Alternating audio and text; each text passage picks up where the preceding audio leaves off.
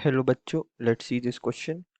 The question says the entropy change during an isothermal expansion of an ideal gas from V1 to V2 at temperature T is given by and हमारे पास 4 options है. तो हमें बताना है entropy change कितना होगा during an isothermal expansion of an ideal gas.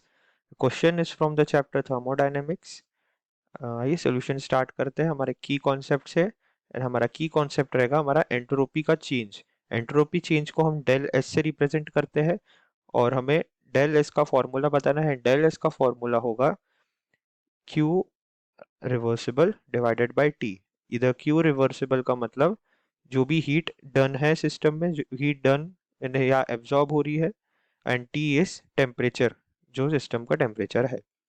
अब हम सोल्यूशन क्वेश्चन पे आते हैं वापस. So it is given that एक आइसोथर्मल एक्सपांशन है. आइसोथर्मल एक्सपांशन का मतलब टेम्परेचर कांस्टेंट रहता है. टेम्परेचर कांस्टेंट रहने का मतलब del T is equal to zero. अब हमें पता चल गया कि डेल टी इज जीरो है. So now from first law of thermodynamics,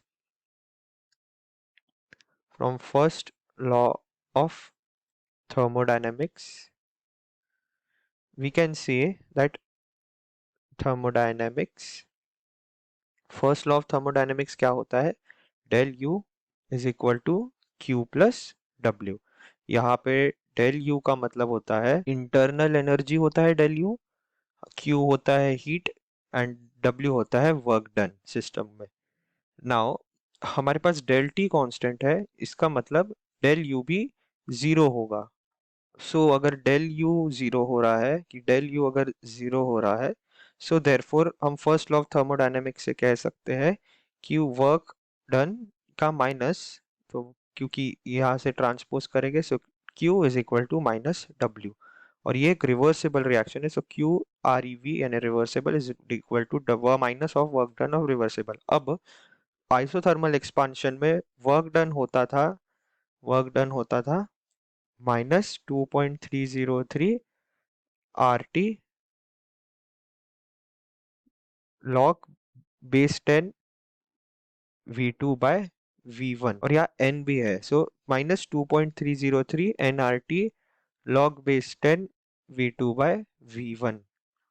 अब हम कह सकते हैं, सो ये फॉर्मूला यहाँ सब्सटीट्यूट करेंगे तो हमारे पास Q रिवर्सिबल आ जाएगा, माइनस माइनस प्लस हो जाएगा, वो आ जाएगा 2.303 nRT log base 10 V2 by V1. अब सबकी जो वैल्यूज हैं वो बता देते हैं.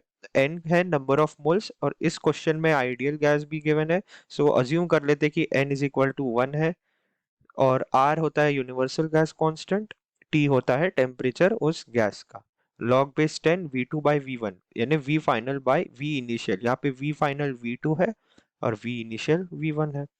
अब हमारे पास जो की कॉन्सेप्ट का फॉर्मूला है उसमें ये फॉर्मूला डालेंगे. हमें मिलता है del S is equal to Q reversible by time, by temperature, sorry.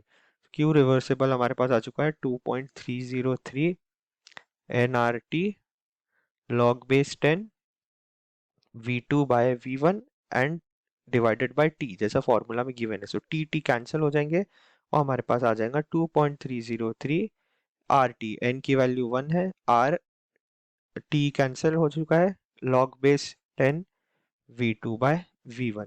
ये है हमारा आंसर. अब देखते हैं कौन सा ऑप्शन मैच करता है, एंड हेंस हमारा आंसर हो जाएगा option B, del S is equal to 2.303 R log base 10 V2 by V1.